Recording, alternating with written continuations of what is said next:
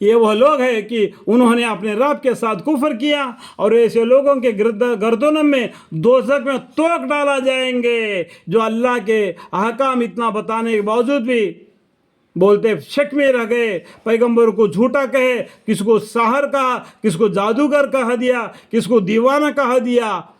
تو قیامت کے دن اللہ تعالیٰ ان مجرموں کو، ان کافروں کو دوزخ میں توق ڈالا جائے گا اور ان کو دوزخ میں ڈال دیں گے، اور اسے لوگ دوزخی ہے اور اس میں ہمیشہ رہیں گے۔ اللہم اغفری۔ اور یہ عافیت سے پہلے آپ سے مصیبت نازل ہونے کے تقاضا کرتے ہیں۔ دیکھو قیامت آنے سے پہلے، قیامت کب آئے گی، قیامت کا کیا، قیامت میں تم کو کیا کھیر ملے گا، کیا تم کو دعوت ملے گا بریانی کا، کہ ہاں تو دنیا میں اچھی طریقے سے خاص کہاں ہو، پیغمبر صلی اللہ علیہ وسلم تم کو سمرا رہے اور قرآن پڑھ کے تم کو سنا رہے، تم کو ہدایت دے رہے، اللہ سے معافی کا مانگنا چاہیے اور اللہ کے بتلائے راستے پر چلنا چاہیے۔ یہ چھوڑ کر بولتے کہ قیامت کب آئے گی بتلاؤ، اب تو منگاؤ، کیا قیامت آئے گی تو تم کو کیا کھیر ملے گی، کیا تم کو بریانی ملے گی؟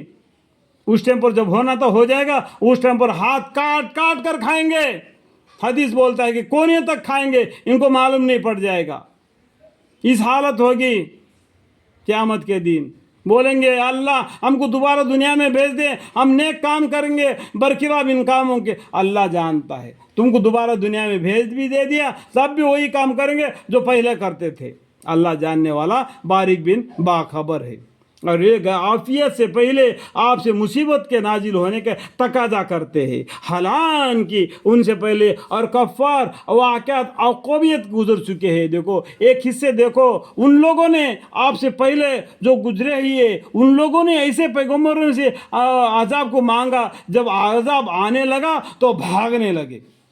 تو اس ٹائم پر اللہ نے پکار کے بولا ابھی بھاگو مت، ابھی بھاگنے کا جگہ ہے ہی نہیں، تم کہاں تک بھاگ سکتے ہو؟ اللہ کی زور سے ایک ہوا آئے گا تو ایک دم جھڑ پر زمین سے اکھاڑ کر پھینک دیا۔ ایک فرشتہ نے نعرہ لگا دیا، کان پھٹ کر خون ہو کے مر کر رہ گئے۔ جیسے کہ کھیت کو آج بھی جو کانٹا لگاتے ہیں نا جانور نہ گھسنے کے لیے، ایک دن کیا ہوتا ہے وہ کانٹا بھی سڑ کر گل کر زمین کے لگ جاتا ہے، اس طریقے سے پامال کر دیتا اللہ تعالیٰ۔ اللہم اغفر لی۔ اللہ کا ایک عذاب آ گیا، ایک مرتبہ طوفان آ گیا، ایک بجلی بھی چمک گئی تو ہر انسان کلیجہ پکڑ کے بیٹھ جاتا ہے۔ آفت آنے سے پہلے مصیبت کو مت مانگو، اللہ سے معافی مانگو۔ یا اللہ اس دن ہمیں ثابت قدم رکھے جن دن تیرا قیامت قائم ہوگی۔ یا اللہ ہمیں ہمارے ہوش حواس اپنے پاس رکھے اور ہمارے ہاتھ میں قرآن رہے، تاکہ ہم اللہ کے سامنے یقین کے ساتھ اللہ کی رحمت میں آ جائے۔ اس طریقے سے اللہ سے دعائیں مغفرت مانگنے کے بجائے اور آفت کو مانگ رہے، قیامت کو مانگ رہے، کیا قیامت میں تم کو بریانی ملے گی؟ آپ کا رب لوگوں کے خطائیں اور موجود ان کے بچائے حرکتوں کو معاف کر دیتا ہے۔ دیکھو اللہ تعالیٰ رحمان ہے، دنیا جہانوار پر مہربان ہے، بہت سے گناہوں کو اللہ تعالیٰ معاف کر دیتے ہیں۔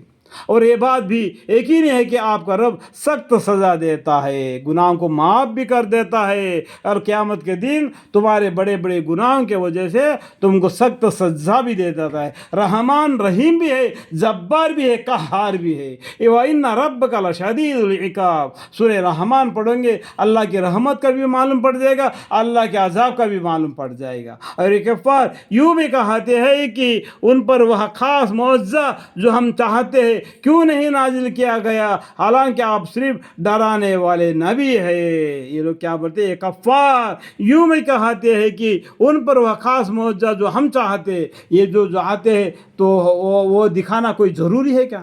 انسان کیا حکم دینے والا ہے اللہ کو؟ اللہ ہم کو حکم دینے والے، ہم اللہ کے بندے، اللہ ہمارا مالک ہے، بولتے ہیں اللہ کو ہم کو یہ دکھاؤ، یہ دکھاؤ، یہ دکھاؤ۔ کیا دکھانا ہے تم کو؟ اللہ تعالیٰ جو چاہیے وہ کر دیتا ہے، بس سر جھکا کے پیغمبر جو بتائے بات پر چل دینا، بس وہی بس۔ کیوں نہیں نازل کیا گیا، اس طریقے سے سوال کرتے، حالانکہ آپ صرف ڈرانے والے نبی ہیں۔ ہمارے پیغمبر کیا ہے؟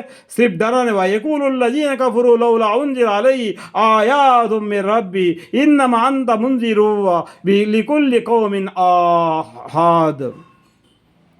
اور ہر قوم کے لیے حاوی ہوتے چلے آئے. ہر قوم میں ایک ڈرانے والے پیغمبر ضرور آیا ہے. ہر قوم میں